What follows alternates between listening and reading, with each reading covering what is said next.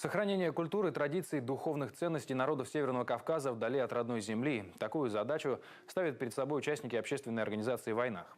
Накануне Нового года они организовали тематический вечер. На празднике мира, дружбы и единения побывала наша съемочная группа.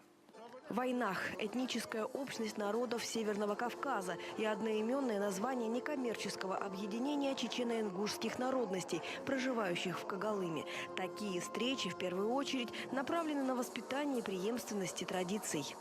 Обучить нашу молодежь, показать хоть что-то нашим адатам, законам, которые забываем. Все-таки люди здесь, наши дети, выросли. Если не бывает, здесь, скажем, 8-9 месяцев, здесь 10 месяцев, а 2 дома, там ничего не успевает. Даже вот хоть что, язык забывает иногда. Поэтому кое-что этому научим. А учить предпочтительнее на примере взрослых. Предваряет праздник церемония награждения отличившихся в своей профессии в общественно-социальной жизни.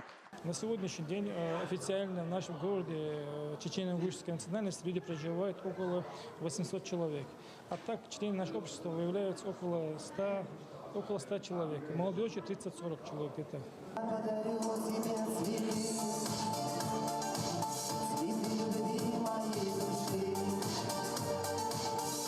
Певец из Нижневартовска Беслан Багацев – специальный гость праздника. Его творчество известно всей стране.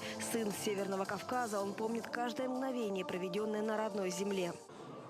Мне очень нравится сам город, нравятся обычаи, традиции моих предков. Ну и нравится, конечно, политическая деятельность руководства республики, которая основывается на Конституции Российской Федерации. Я гражданин России, я горжусь этим, я патриот своего государства. И таких патриотов своей большой и малой родины достаточно. Иса Джамавов, потомственный нефтяник, не представляет свою жизнь без Когалыма. Сейчас парень учится на 4-м курсе в политехническом колледже. Неоднократно становился призером различных конкурсов и лауреатом именной премии «Лукойл» Западной Сибири. Ну, это считается лучшей профессией в России. У нас много залежей и много ископаемых. Получается, работа, как я считаю, это тоже лучшая. Достойные представители своего народа, богатого традициями и обычаями. Кстати, о них. Без знаменитой лезгинки на вечере не обошлось. Зажигательный ритм танца выражает настоящий горский характер.